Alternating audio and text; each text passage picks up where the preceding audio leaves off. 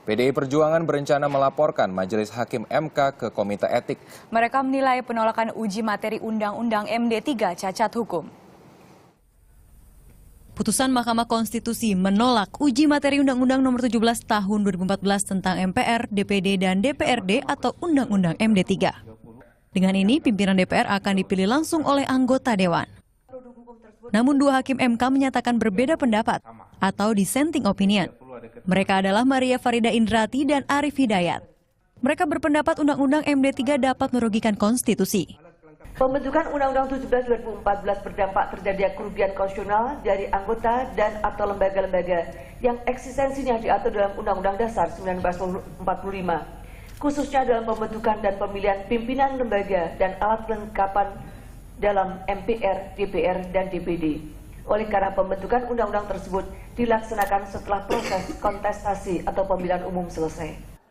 PDI Perjuangan sebagai pihak pemohon menilai adanya intervensi dalam keputusan ini, sehingga pemohon menganggap putusan ini cacat hukum. Ia dan sejumlah tim advokat segera menyiapkan langkah hukum untuk melaporkan Hakim MK ke Komite Etik. Kalau ada dissenting, kami akan mempertimbangkan melaporkan ke Komite Etik. Kenapa hak kami yang dijamin oleh Undang-Undang Mahkamah Konstitusi untuk mengajukan saksi dan ahli itu tidak dipenuhi. Sementara dari Koalisi Merah Putih, Yandri Susanto meminta PDI Perjuangan untuk menerima seluruh putusan MK. Harus dipahami dong, MK kan final dan mengikat. Nah, jelas itu. Saya kira tidak ada upaya hukum yang lain. Ya, jadi sudahlah kita hormati.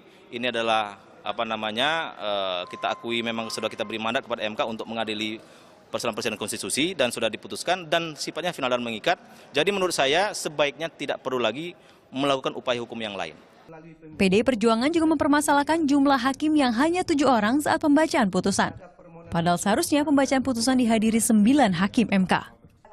Senin sore MK memutuskan untuk menolak seluruh permohonan PDI Perjuangan. MK berpendapat perubahan mekanisme pemilihan pimpinan DPR dalam Undang-Undang MD3 tidak bertentangan dengan konstitusi. Tim Liputan melaporkan untuk NET.